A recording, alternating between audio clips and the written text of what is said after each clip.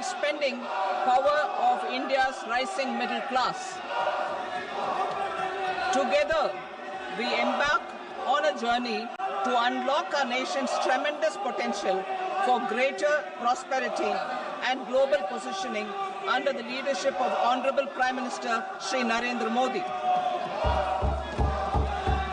As we complete the first quarter of the 21st century, continuing geopolitical headwinds suggest lower global economic growth over the medium term.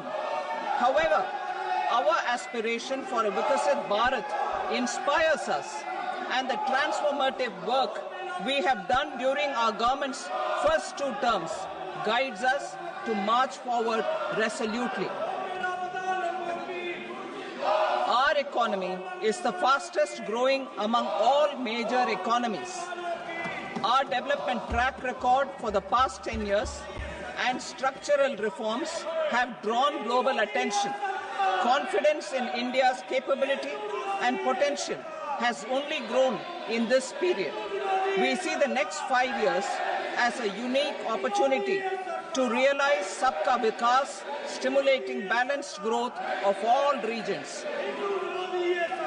The great Telugu poet and playwright Gurujada Apparao had said, "Deshamante matti kadoy, deshamante manushuloy," meaning a country is not just its soil, a country is its people. In line with this, for us, Vikasit Bharat encompasses zero poverty, 100% quality good school education, access to high quality, affordable and comprehensive health care, 100% skilled labor with meaningful employment, 70% women in economic activities, and farmers making our country the food basket of the world. In this budget, the proposed development measures span 10 broad areas, focusing on Garib, Youth, Annadata, and Nari, spurring agricultural growth and productivity, building rural prosperity and resilience, taking everyone together on an inclusive growth path, boosting manufacturing and furthering Make in India, supporting MSMEs, enabling employment-led development, investing in people, economy, and innovation, securing energy supplies, promoting exports, and nurturing innovation. For this journey of development, our 4 powerful engines are agriculture, MSME, investments, and exports. The fuel, our reforms, our guiding spirit, inclusivity, and the destination, Vikasit Bharat. This budget aims to initiate transformative reforms across 6 domains. During the first 5 years, these will augment our growth potential and global competitiveness. The domains are taxation, power sector, urban development, mining, financial sector, and regulatory reforms. Agriculture as the first engine. Now I move to specific proposals, beginning with agriculture as the first engine.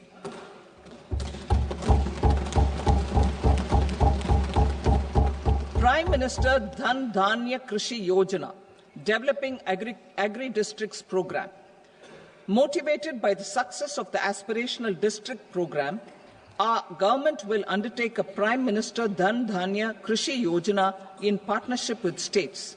Through the convergence of existing schemes and specialized measures, the program will cover 100 districts with low productivity, moderate crop intensity, and below average credit parameters. It aims to 1. Enhance agricultural productivity, 2. Adopt crop diversification and sustainable agricultural practices, 3. Augment post-harvest storage at the panchayat and block level, 4. Improve irrigation facilities, and 5. Facilitate availability of long-term and short-term credit. This program is likely to help 1.7 crore farmers. Building rural prosperity and resilience. A comprehensive multi-sectoral rural prosperity and resilience program will be launched in partnership with the states. This will address underemployment in agriculture through skilling, investment, technology, and invigorating the rural economy. The goal is to generate ample opportunities in rural areas so that migration is an option but not a necessity.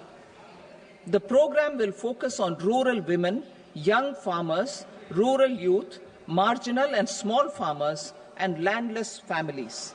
The details are in Annexure A. Domestic best practices will be incorporated, and appropriate technical and financial assistance will be sought from multilateral development banks. In Phase 1, 100 developing agri-districts will be covered. Atmanirbharta in pulses. Our government is implementing the National Mission for Edible Oilseed for achieving Atmanirbharta in edible oils. Our farmers have the capability to grow enough for our needs and more. 10 years ago, we made concerted efforts and succeeded in achieving near self-sufficiency in pulses. Farmers responded to the need by increasing the cultivated area by 50%, and government arranged for procurement and remunerative prices. Since then, with rising incomes and better affordability, our consumption of pulses has increased significantly. Our government will now launch a 6-year mission for Atmanirbharta in pulses with a special focus on Tuar, Urad and Masoor. Details are in Annexure B. Central agencies such as NAFED and NCCF will be ready to procure these 3 pulses as much as offered during the next 4 years from farmers who register with these agencies and enter into agreements. Comprehensive program for vegetables and fruits. It is encouraging that our people are increasingly becoming aware of their nutritional needs. It is a sign of a society becoming healthier. With rising income levels, the consumption of vegetables, fruits, and Sri Anna is increasing significantly. A comprehensive program to promote production, efficient supplies, processing, and remunerative prices for farmers will be launched in partnership with the states. Appropriate institutional mechanisms for implementation and participation of farmer producer organizations and cooperatives will be set up. Makhana Board in Bihar. For this, there is a special opportunity for the people of Bihar. A Makhana Board will be established in the state to improve production, processing, value addition, and marketing of makhana. The people engaged in these activities will be organized into FPOs. The board will provide hand-holding and training support to makhana farmers and will also work to ensure they receive the benefits of all relevant government schemes. A national mission on high-yielding seeds will be launched, aimed at 1. Strengthening research ecosystem, 2. Targeted development and propagation of seeds with high yield, pest resistance, and climate resilience, and 3. Commercial availability of more than 100 seed varieties released since July 2024. India ranks second largest globally in fish production and aquaculture. Seafood exports are valued at 60,000 crore rupees. To unlock the untapped potential of the marine sector, our government will bring in an enabling framework for sustainable harnessing of fisheries from Indian Exclusive Economic Zone and high seas, with a special focus on the Andaman and Nicobar and Lakshadweep Islands. For the benefit of lakhs of cotton growing farmers, I am pleased to announce a mission for cotton productivity. This 5-year mission will facilitate significant improvements in productivity and sustainability of cotton farming and promote extra long staple cotton varieties. The best of science and technology support will be provided to farmers. Aligned with our integrated 5F vision for the textile sector, this will help in increasing incomes of the farmers and ensure a steady supply of quality cotton for rejuvenating India's traditional textile sector. Kisan credit cards facilitate short-term loans for 7.7 crore farmers, fishermen, and dairy farmers. The loan limit under modified interest subvention scheme will be enhanced from 3 lakh rupees to 5 lakh rupees for loans taken through the KCC. For Atmanirbharta in urea production, our government had reopened 3 dormant urea plants in the eastern region. To further augment urea supply, a plant with annual capacity of 12.7 lakh metric tons will be set up at Namrup in Assam.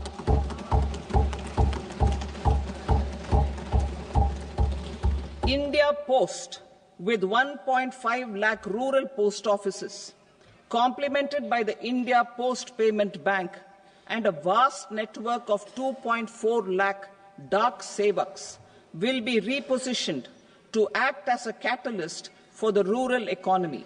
Details are at Annexure C.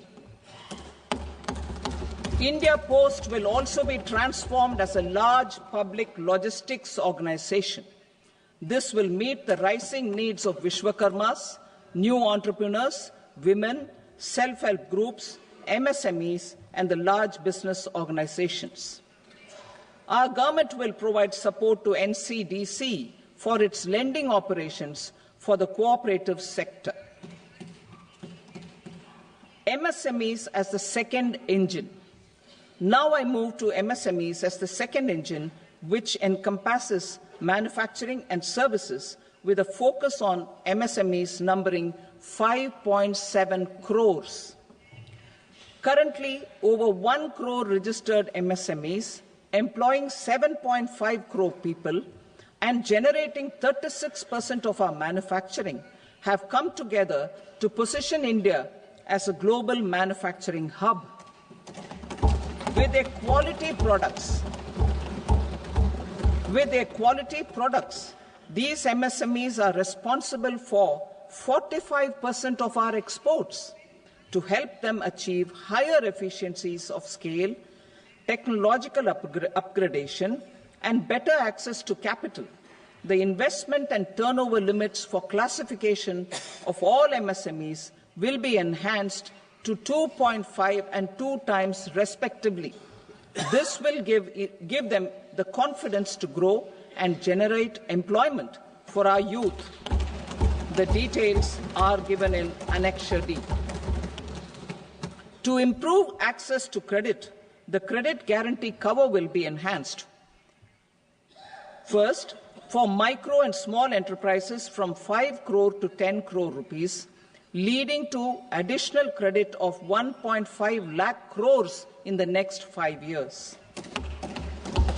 Second, for startups from 10 crore rupees to 20 crore rupees, with the guarantee fee being moderated to 1% for loans in 27 focus sectors which are important for Atmanirbhar Bharat.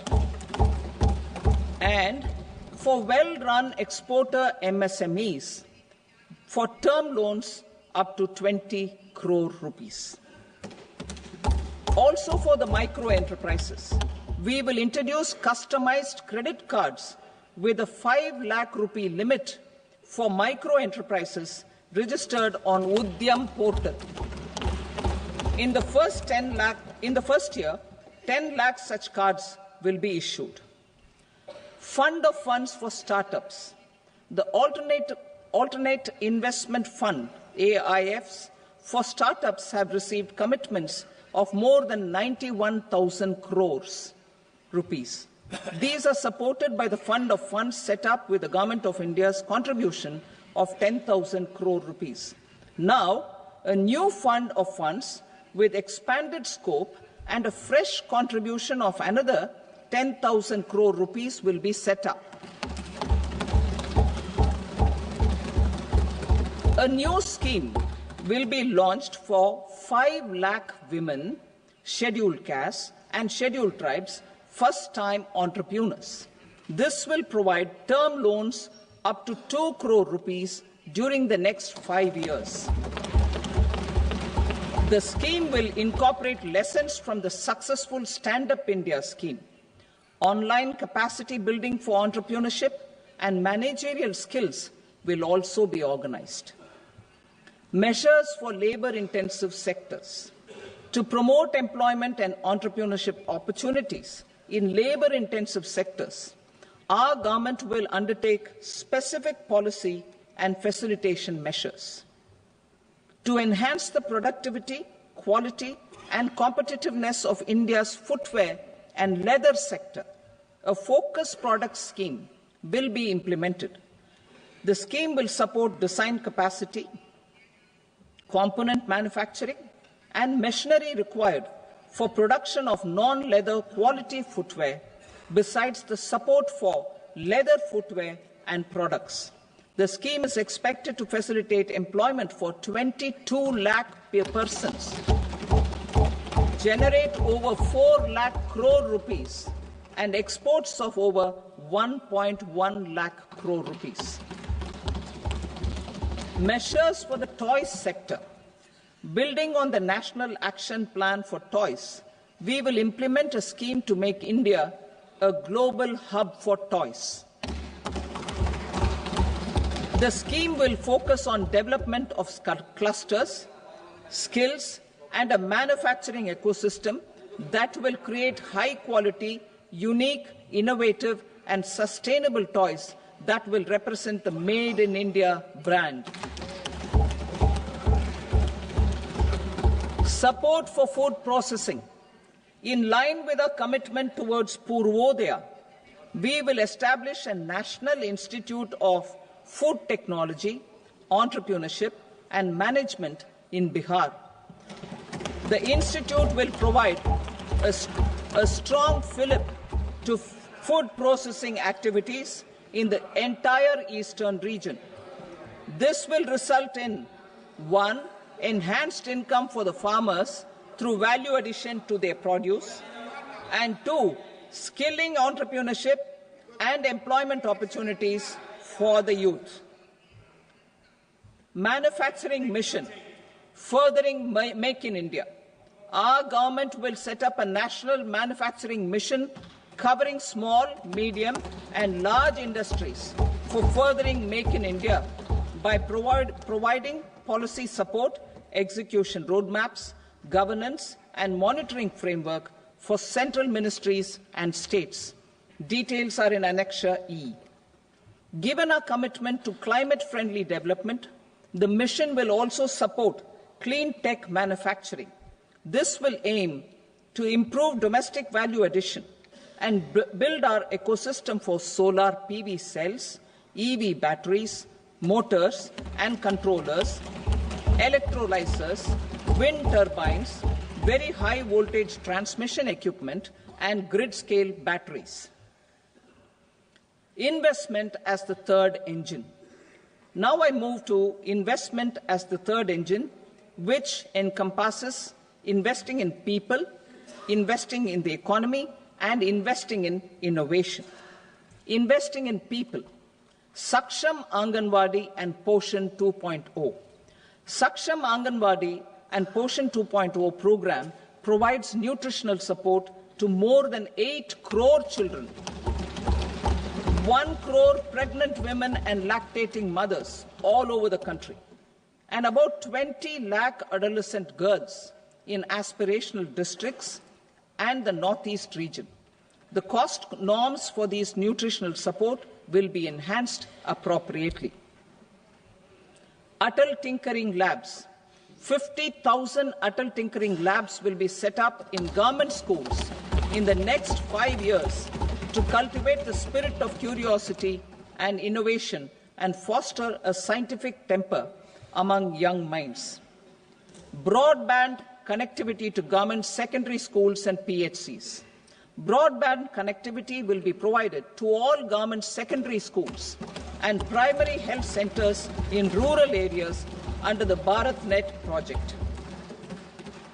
Bharatiya Bhasha Pustak scheme. We propose to implement a Bharatiya Bhasha Pustak scheme to provide digital form Indian language books for schools and for higher education.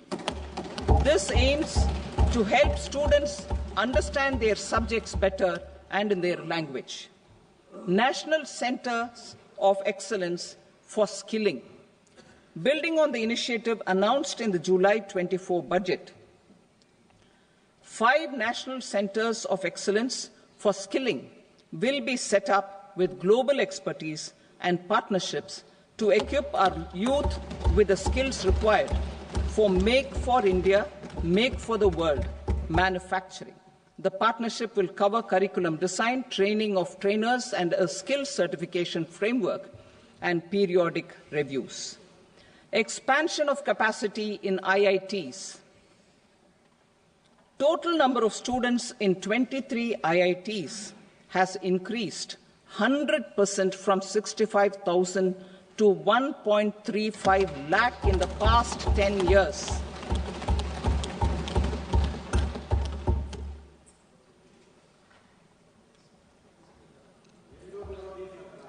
Additional infrastructure will be created in the 5 IITs started after 2014 to facilitate education for 6,500 more students. Hostel and other infrastructure capacity at IIT Patna will also be expanded.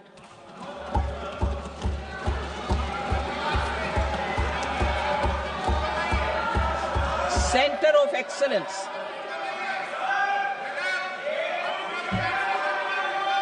Center of Excellence in AI for Education. I had announced 3 centers of excellence in artificial intelligence for agriculture, health, and sustainable cities in 2023. Now a center of excellence in artificial intelligence for education will be set up with a total outlay of 500 crores. Expansion of medical education. Our government has added almost 1.1 lakh undergraduate and postgraduate medical education seats in 10 years, an increase of 130%. In the next year, 10,000 additional seats will be added in medical colleges and hospitals towards the goal of adding 75,000 seats in the next 5 years. Daycare cancer centers in all district hospitals. Our government will facilitate setting up of daycare cancer centers in all district hospitals in the next 3 years. 200 centers will be established in 25-26 itself. Strengthening urban livelihoods. Our government has been giving priority to assisting urban poor and vulnerable groups.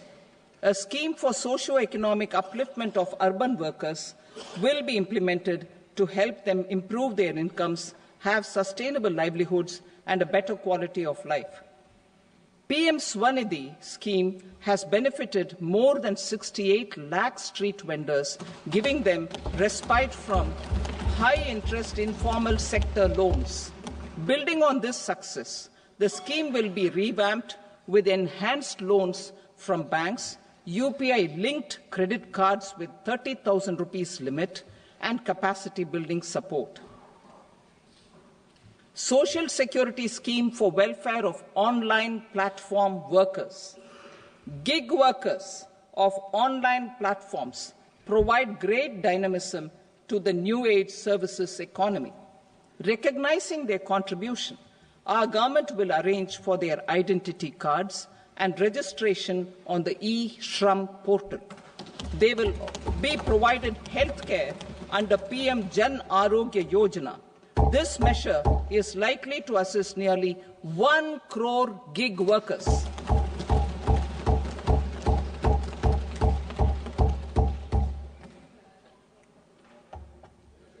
Investing in the economy, public-private partnership in infrastructure.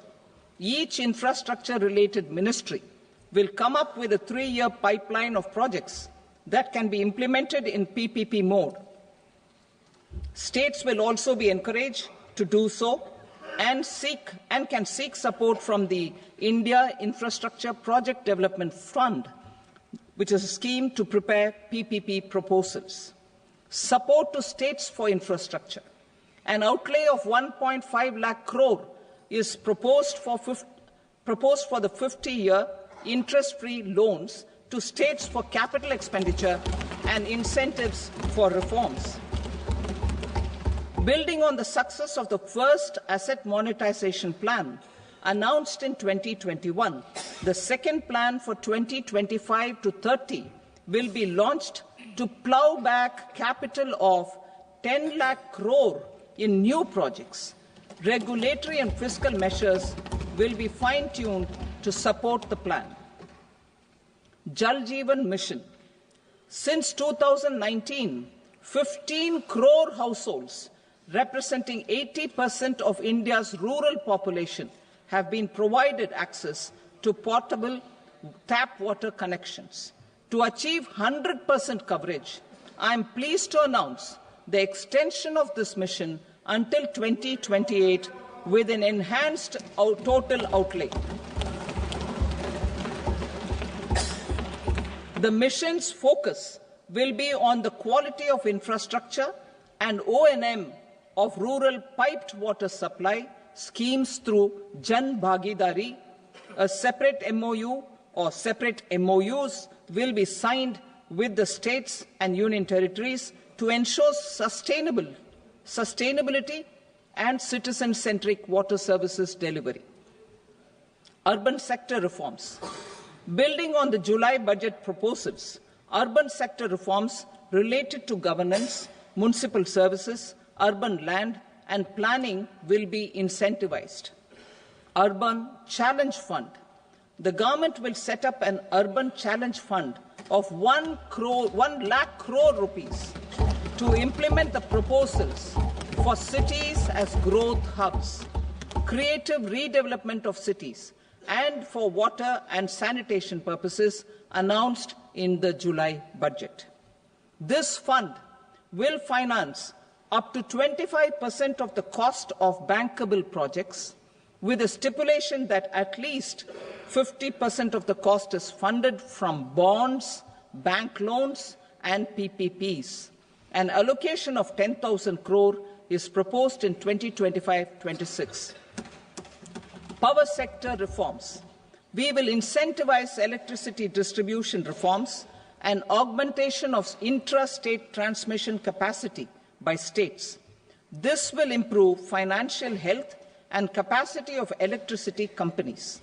Additional borrowing of 0.5% of GSDP will be allowed to states contingent on these reforms. Nuclear energy mission for Vikasit Bharat.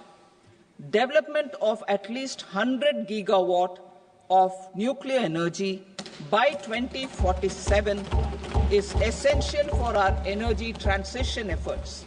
For an active partnership with the private sector towards this goal, amendments to the Atomic Energy Act and the Civil Liability for Nuclear Damage Act will be taken up.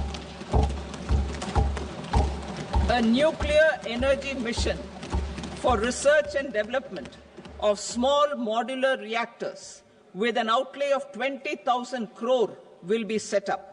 At least 5 indigenously developed small modular reactors will be operationalized by 2033. Shipbuilding. The shipbuilding financial assistance policy will be revamped to address cost disadvantages. This will also include credit notes for ship breaking in Indian yards to promote the circular economy.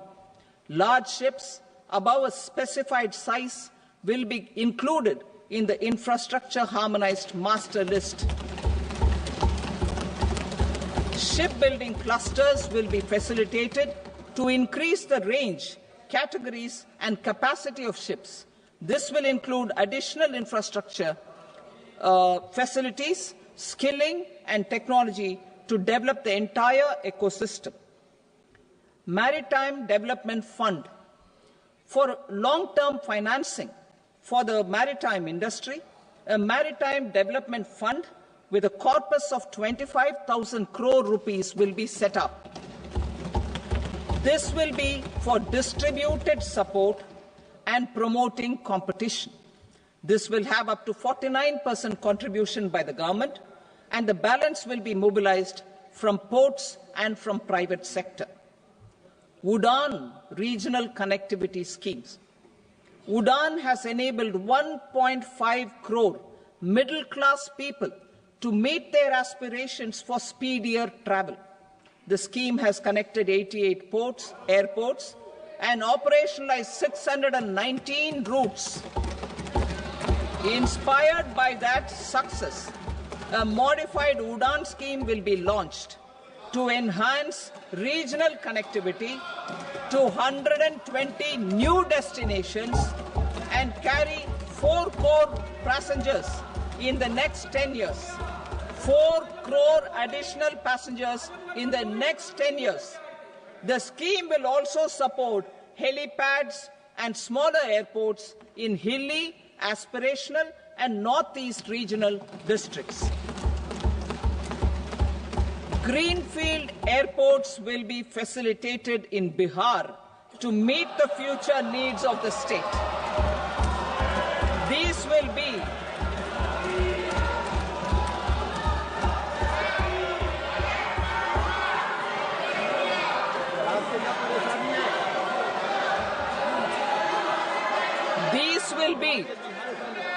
These will be in addition to the expansion of the capacity of Patna Airport and a brownfield airport in Beta. Western Kosi Canal project in Mithilanchal. Financial support will be provided for the Western Kosi Canal ERM project, benefiting a large number of farmers cultivating over 50,000 hectares of land in the Mithilanchal region of Bihar. Mining sector reforms. Mining sector reforms, including those for minor minerals, will be encouraged through sharing of best practices and institutions of a state mining index. A policy for recovery of critical minerals from tailings will be brought out.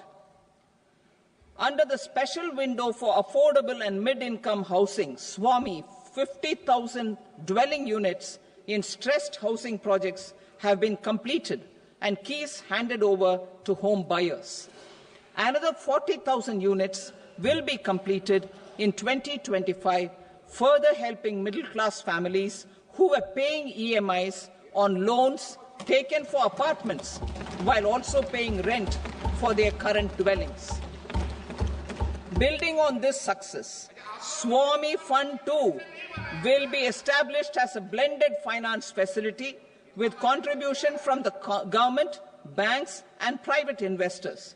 This fund of 15,000 crore rupees will aim for expeditious completion of another 1 lakh units. PM Gati Shakti data for private sector. For furthering PPPs and assisting the private sector in project planning, access to relevant data and maps from the PM Gati Shakti portal will be provided. Tourism for employment-led growth. Top 50 tourist destination sites in the country will be developed in partnership with states through a challenge mode. Land for building key infrastructure will have to be provided by the states. Hotels in these destinations will be included in the infrastructure harmonized list. The following measures will be taken for facilitating employment-led growth: organizing intensive skill development programs for our youth, including in institutes of hospitality management, providing mudra loans for homestays, improving ease of travel and connectivity to tourist destinations, providing performance-linked incentives to states for effective destination management, including tourist amenities, cleanliness, and marketing efforts, and introducing streamlined e-visa facilities along with visa fee waivers for certain tourist groups. Continuing with the emphasis on places of spiritual and religious significance, in the July budget, there will be a special focus on destinations related to the life and times of Lord Buddha. Medical tourism and heal in India. Medical tourism and heal in India will be promoted in partnership with the private sector, along with capacity building and easier visa norms. Investing in innovation. To implement private sector-driven research, development and innovation initiatives announced in the July budget, I am now allocating 20,000 crore rupees for this purpose. A deep tech fund of funds will also be explored to catalyze the next generation startups as a part of this initiative. In the next 5 years, under the PM Research Fellowship Scheme, we will provide 10,000 fellowships for technological research in IITs and IISc with enhanced financial support. The second gene bank with 10 lakh germplasm lines will be set up for future food and nutritional security. This will provide conservation support to both public and private sectors for genetic resources. We will start a national geospatial mission to develop foundational geospatial infrastructure and data.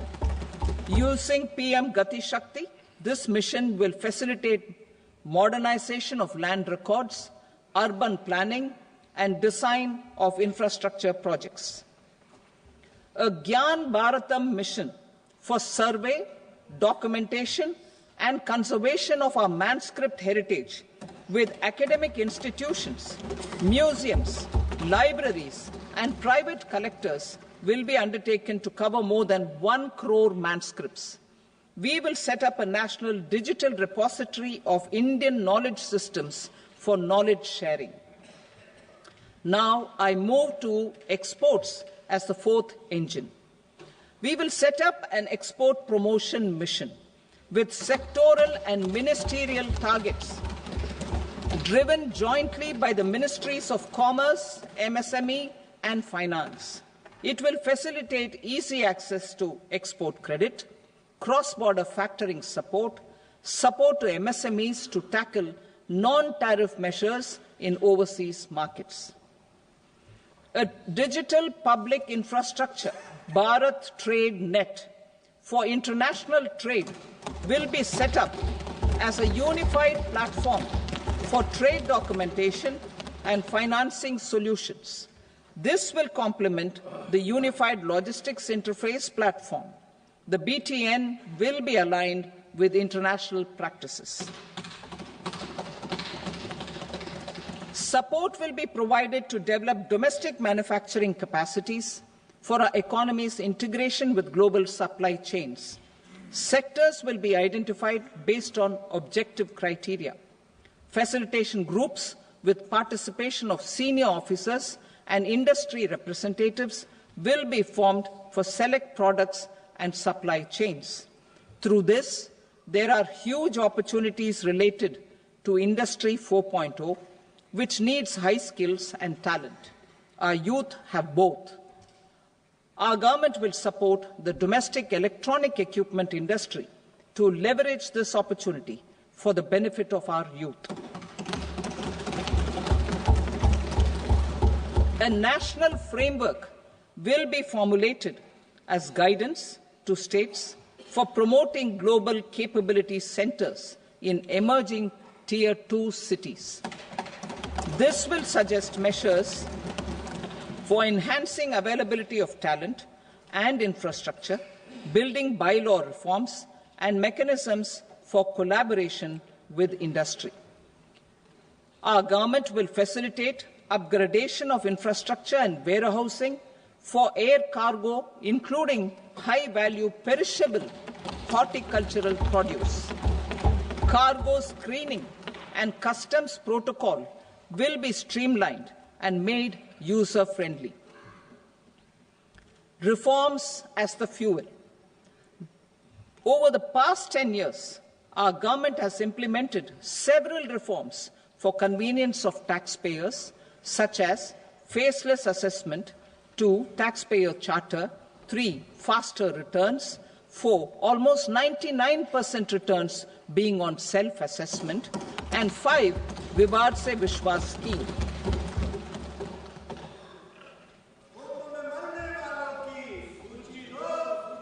Continuing these efforts, I reaffirm the commitment of the Tax Department to trust first, scrutinize later.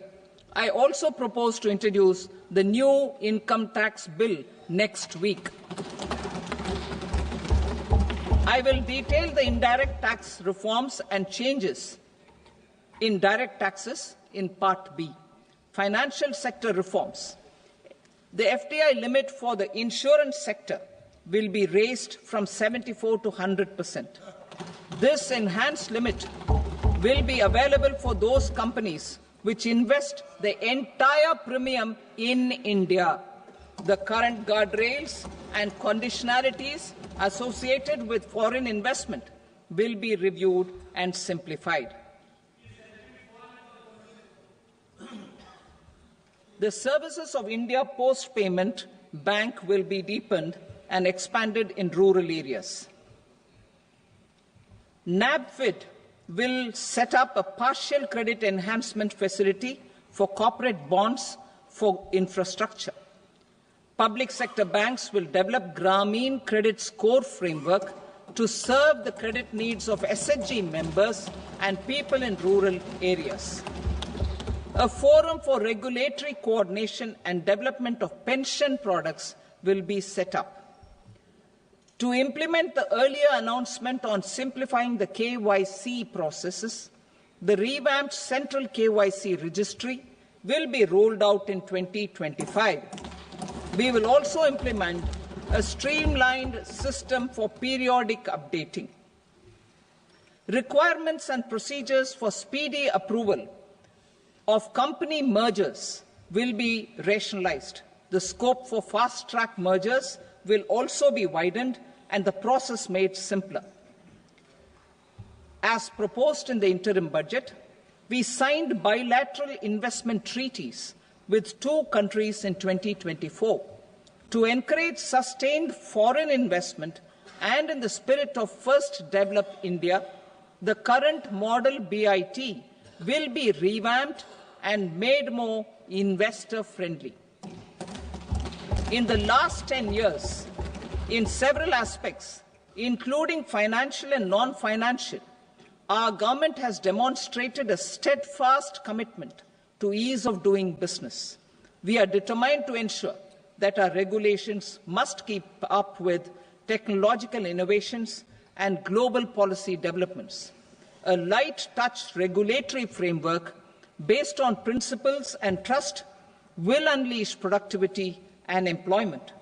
Through this framework, we will update regulations that were made under old laws. To develop this modern, flexible, people-friendly and trust-based regulatory framework appropriate for the 21st century, I propose 4 specific measures. A high-level committee for regulatory reforms will be set up for a review of all non-financial sector regulations certifications, licenses, and permissions. The committee will be expected to make recommendations within a year. The objective is to strengthen trust-based economic governance and take transformational measures to enhance ease of doing business, especially in matters of inspection and compliances. States will be encouraged to join in this endeavour. An investment friendliness index of states will be launched in 2025 to further the spirit of competitive, cooperative federalism. Under the Financial Stability and Development Council, a mechanism will be set up to evaluate impact of the current financial regulations and subsidiary instructions. It will also formulate a framework to enhance their responsiveness and development of the financial sector.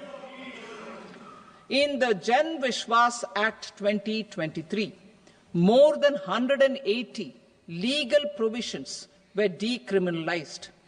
Our government will now bring up the Jan Vishwas Bill 2.0 to decriminalize more than 100 provisions in various laws. I now move to fiscal policy. In the July budget, I had committed to staying the course for fiscal consolidation. Our endeavour will be to keep the fiscal deficit each year such that central government debt remains on a declining path as a percentage of the GDP. The roadmap for the next 6 years has been detailed in the FRBM statement. Revised estimates for 2024-25. The revised estimate of the total receipts other than borrowings is 31.47 lakh crore rupees, of which the net tax receipts are 25.57 lakh crore rupees. The revised estimate of the total expenditure is 47.16 lakh crore rupees, of which the capital expenditure is about 10.18 lakh crore rupees. The revised estimate of the fiscal deficit is 4.8% of the GDP. Budget estimates for 25-26. Coming to 25-26, the total receipts other than borrowings and total expenditure are estimated at 34.96 lakh crore rupees and 50.65 lakh crore rupees respectively. The net tax receipts are estimated at 28.37 lakh crore rupees. The fiscal deficit is estimated to be 4.4% of GDP. To finance the fiscal deficit, the net market borrowings from dated securities are estimated at 11.54 lakh crore. The balance financing is expected to come from small savings and other sources. The gross market borrowings are estimated at 14.82 lakh crore rupees. I will now move to Part B. Indirect taxes. My proposals relating to customs aim to rationalize tariff structure and address duty inversion. These will also support domestic manufacturing and value addition, promote exports, facilitate trade, and provide relief to common people. Rationalization of customs tariff structure for industrial goods. As a part of comprehensive review of customs rate structure announced in July 2024 budget, I propose to 1. Remove 7 tariff rates. This is over and above the 7 tariff rates removed in 23-24 budget. After this, there will be only 8 remaining tariff rates, including 0 rate. 2. Apply appropriate cess to broadly maintain effective duty incidence, except on a few items where such incidence will reduce marginally. 3. Levy not more than 1 cess or surcharge. Therefore, I propose to exempt social welfare surcharge on 82 tariff lines that are subject to a cess. I shall now take up sector-specific proposals. To provide relief to patients, particularly those suffering from cancer, rare diseases, and other severe chronic diseases, I propose to add 36 life-saving drugs and medicines to the list of medicines fully exempted from basic custom duty.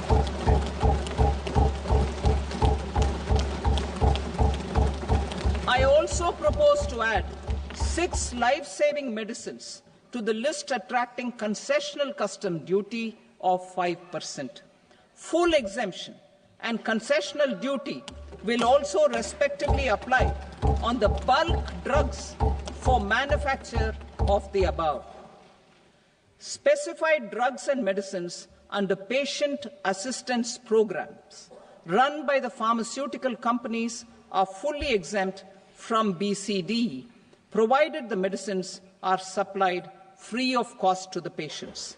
I propose to add 37 more medicines along with 13 new patient assistance programs. Support to domestic manufacturing and value addition. Critical minerals. In the July 2024 budget, I had fully exempted BCD on 25 critical minerals that are not domestically available. I had also reduced BCD of 2 other such minerals to provide a major fillip to their processing, especially by MSMEs. Now, I propose to fully exempt cobalt powder and waste, the scrap of lithium-ion battery, lead, zinc, and 12 more critical minerals. This will help secure their availability for manufacturing in India and promote more jobs for our youth. To promote domestic production of technical textile products such as agro-textiles, medical textiles, and geotextiles at competitive prices, I propose to add 2 more types of shuttle-less looms to the list of fully exempted textile machinery. I also propose to revise the BCD rate on knitted fabrics covered by 9 tariff lines from 10 or 20 to 20% or 115 rupees per kg, whichever is higher. Electronic goods.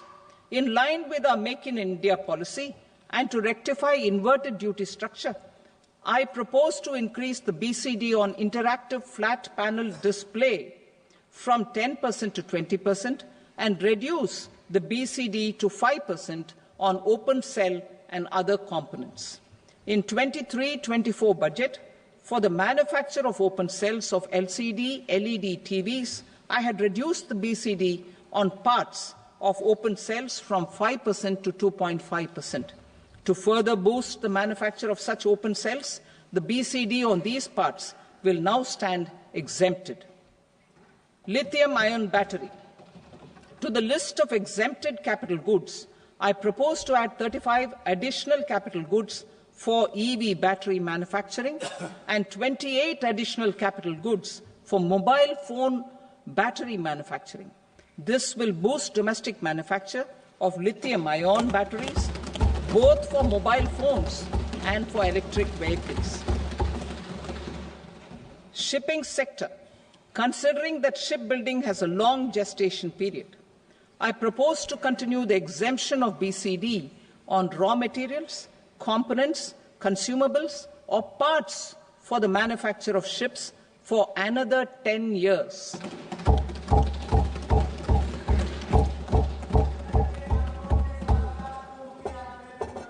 I also propose the same dispensation for shipbreaking to make it more competitive. Telecommunication. To prevent classification disputes, I propose to reduce the BCD from 20% to 10% on carrier-grade Ethernet switches to make it at par with non-carrier-grade Ethernet switches. Export promotion. To facilitate exports of handicrafts, I propose to extend the time period for export from 6 months to 1 year, further extendable by another 3 months if required. I also propose to add 9 items to the list of duty-free inputs. Leather sector. I propose to fully exempt BCD on wet blue leather to facilitate imports for domestic value addition and employment. I also propose to exempt crust leather from 20% export duty to facilitate exports by small tanners.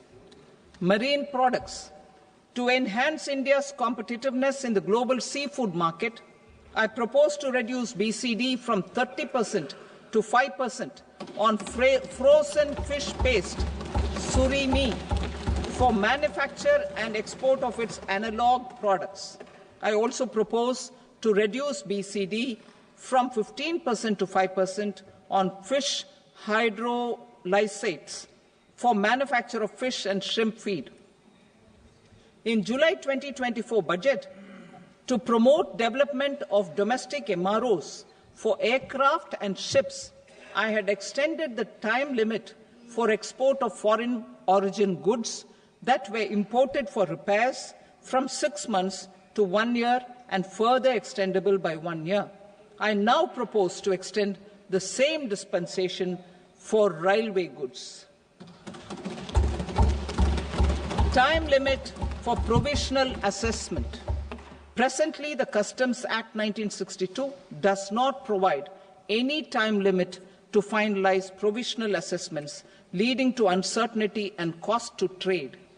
As a measure of promoting ease of doing business, I propose to fix a time limit of 2 years, extendable by a year, for finalizing the provisional assessment. I propose to introduce a new provision that will enable importers or exporters, after clearance of goods, to voluntarily declare material facts and pay duty with interest but without penalty. This will incentivize voluntary compliance. However, this will not apply in cases where department has already initiated audit or investigation proceedings. For industry to better plan their imports, I propose to extend the time limit for the end use of imported inputs in the relevant rules from 6 months to 1 year. This will provide operational flexibility in view of cost and uncertainty of supply. Further, such importers will now have to file only quarterly statements instead of a monthly statement.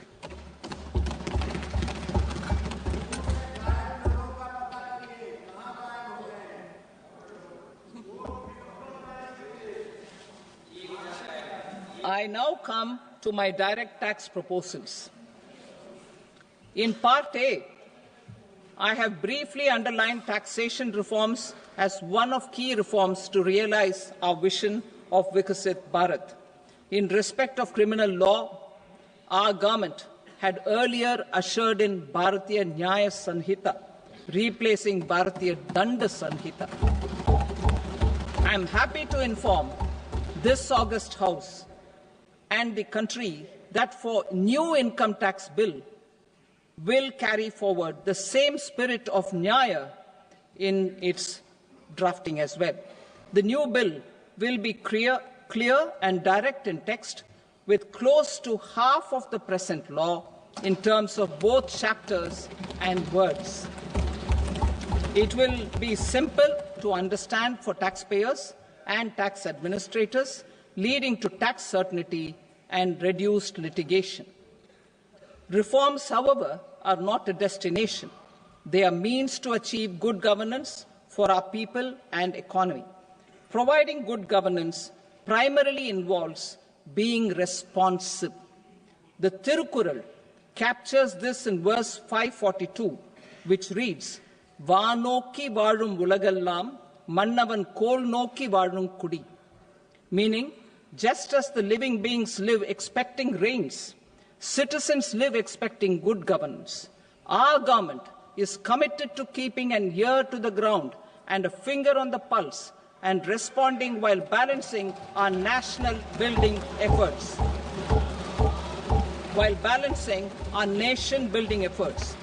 The following measures will detail just how our government will under the guidance of PM Modi, has taken steps to understand and address. I repeat that sentence, sir. The following measures will detail just how our government, under the guidance of PM Modi, has taken steps to understand and address the needs voiced by our citizens. My tax proposals are guided by this spirit. The objectives of my proposals are as follows. Personal income tax reforms with special focus on middle class. Rationalization of TDS and TCS for easing difficulties. Encouraging voluntary compliance. Reducing compliance burden. Ease of doing business, employment and investment. I will come to my proposal on personal income tax towards the end. TDS and TCS, rationalization for easing difficulties. I propose to rationalize tax deduction at source, TDS, by reducing the number of rates and thresholds above which TDS is deducted. Further, threshold amounts for tax deduction will be increased for better clarity and uniformity. The limit for tax deduction on interest for senior citizens is being doubled from the present 50,000 rupees to 1 lakh rupees. Similarly, the annual limit of 2.40 lakh rupees for TDS on rent is being increased to 6 lakh rupees. This will reduce the number of transactions liable to TDS, thus benefiting small taxpayers receiving small payments. The threshold to collect tax at source, the TCS, on remittances under RBI's liberalized remittance scheme, the LRS, is proposed to be increased from 7 lakh to 10 lakhs. I also propose to remove TCS on remittances for education purposes, where such remittances is out of a loan taken from a specified financial institution. Both TDS and TCS are being applied on any transaction related to sale of goods. To prevent such compliance difficulties, I propose to omit the TCS. I also propose that the provisions of the higher TDS deduction will now apply only in non-PAN cases. In July 2024, the delay for payment of TDS up to the due date of filing statement was decriminalized. I propose to provide the same relaxation to TCS provisions as well. The government under the leadership of Prime Minister Modi believes in Sabka Saath, Sabka Vikas, Sabka Vishwas and Sabka Prayas. In line with this, we brought in updated return facility in 2022 for voluntary compliance by taxpayers who had omitted to report their correct income. Our trust in taxpayers was proved right. Nearly 90 lakh taxpayers voluntarily updated their incomes by paying additional tax. Taking this trust further, I now propose to extend the time limit to file updated returns for any assessment year from the current limit of 2 years to 4 years. I propose to reduce the compliance burden for small charitable trusts and institutions by increasing their period of registration from 5 years to 10 years. It is also proposed that disproportionate consequences do not arise for minor defaults such as incomplete applications filed by charitable entities. Presently, taxpayers can claim the annual value of self-occupied properties as nil only on the fulfillment of certain conditions. Considering the difficulties faced by taxpayers, it is proposed to allow the benefit of 2 such self-occupied properties without any condition. To streamline the process of transfer pricing and to provide an alternative to yearly examination, I propose to introduce a scheme for determining arm's length price of international transaction for a block period of 3 years. This will be in line with global best practices. With a view to reduce litigation and provide certainty in international taxation, the scope of safe harbour rules is being expanded. A number of senior and very senior citizens have very old national savings schemes accounts. As interest is no longer payable on such accounts, I propose to exempt withdrawals made from NSS by individuals on or after 29th August 2024. I am also proposing to allow similar treatment to NPS Vatsalya accounts as is available to normal NPS accounts subject to overall limits. In my speech in July 2024, I had promised that all processes, including giving effect to appellate orders, shall be digitalized and made paperless over the next 2 years. So I am happy to announce that digitalization is being made operational now. In July 2024, we brought in the Vivad Se Vishwas scheme to resolve income tax disputes pending in appeal. The scheme has received a great response, with nearly 33,000 taxpayers having availed of the scheme to settle their disputes. I have a few proposals to promote investment and employment. It is proposed to provide a presumptive taxation regime for non-residents who provide services to a resident company that is establishing or operating an electronics manufacturing facility. I further propose to introduce a safe harbour for tax certainty for non-residents who store components for supply to specified electronics manufacturing units. Presently, the tonnage tax scheme is available only to sea-going ships. The benefits of existing tonnage tax scheme are proposed to be extended to inland vessels registered under the Indian Vessels Act 2021 to promote inland water transport in the country. Extension for incorporation of startups. We continue to support the Indian startup ecosystem.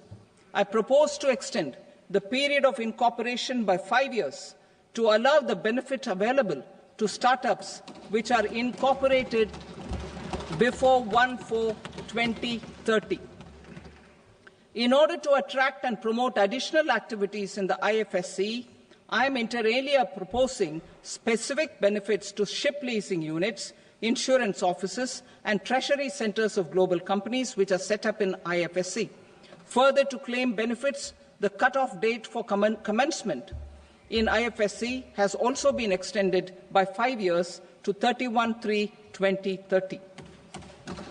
Category 1 and Category 2 AIFs are undertaking investments in infrastructure and other such sectors.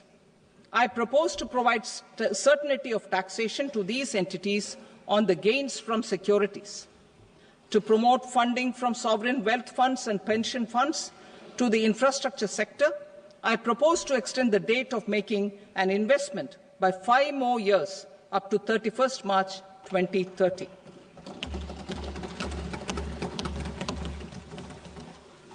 Personal income tax reforms with special focus on middle class. Democracy, demography, and demand are the key support pillars in our journey towards Vikasit Bharat. The middle class provides strength for India's growth. This government, under the leadership of Prime Minister Modi, has always believed in the admirable energy and ability of the middle class in nation building. In recognition of their contribution,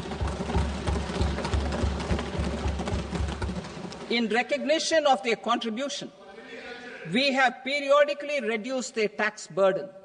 Right after 2014, the nil tax slab was raised to 2.5 lakhs of rupees, which was further raised to 5 lakh rupees in 2019 and to 7 lakh rupees in 2023.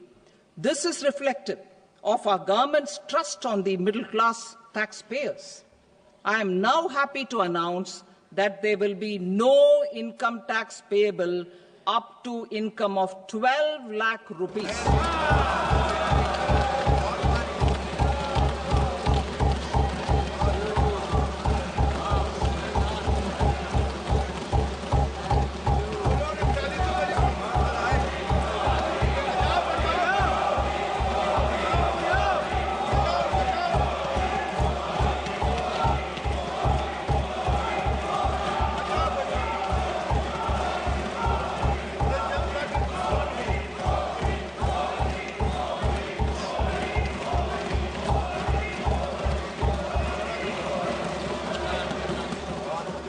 So, average income of 1 lakh per month other than the special rate income such as capital gains under the new regime.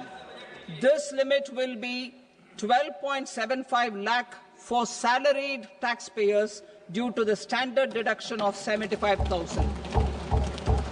Slabs and rates are being changed across the board to benefit all taxpayers.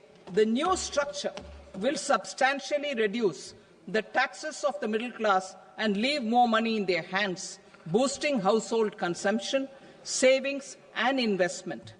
In the new tax regime, I propose to revise tax rate structures as follows: 0 to 4 lakh rupees nil, 4.8 lakh rupees to 4 to 8 lakh rupees 5%, 8 to 12 lakh rupees 10%, 12 to 16 lakh rupees 15%, 16 to 20 lakh rupees 20%, 20 to 24 lakh rupees 25%, and above 24 lakh rupees 30%. To taxpayers up to 12 lakh of normal income other than special rate income such as capital gains. I read that again. To taxpayers up to 12 lakh of income other than special rate income such as capital gains, tax rebate is being provided in addition to the benefit due to slab rate reduction in such a manner that there is no tax payable by them. The total tax benefit of slab rate changes and rebate at different income levels can be illustrated with a few examples. A taxpayer in the new regime with an income of 12 lakh rupees will get a benefit of 80,000 rupees in tax, which is 100% of tax payable as per the existing rates.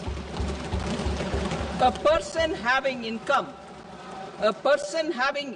of 18 lakh rupees will get a benefit of 70,000 rupees in tax, that is 30% of tax payable as per existing rates.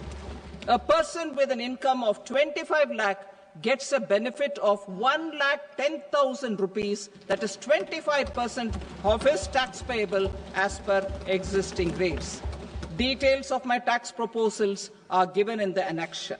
As a result of these proposals, Honourable Speaker, sir, revenue of about 1 lakh crore in direct taxes and 2,600 crores in indirect taxes will be foregone. Mr. Speaker, sir, with this, I commend the budget to this august House.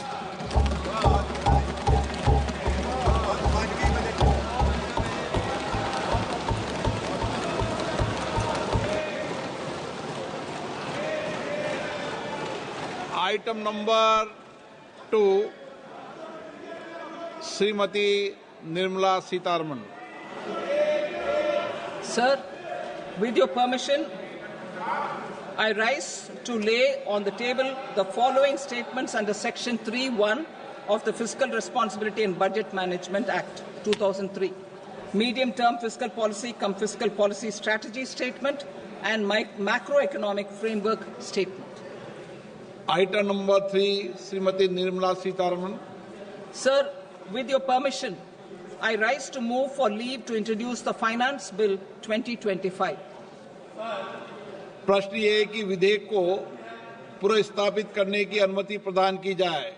जो सदस्य इसके पक्ष में हाँ कहें, जो सदस्य विरोध में ना कहें। मेरे विचार में निर्णय हाँ वालों के पक्ष में हुआ, हाँ वालों के पक्ष में अनुमति प्रदान की जाती है।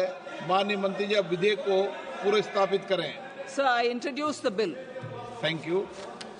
सभा की कार्रवाई सोमवार दिनांक 3 फरवरी 2025 को प्राप्त 11 बजे तक के लिए स्थगित की जाती है।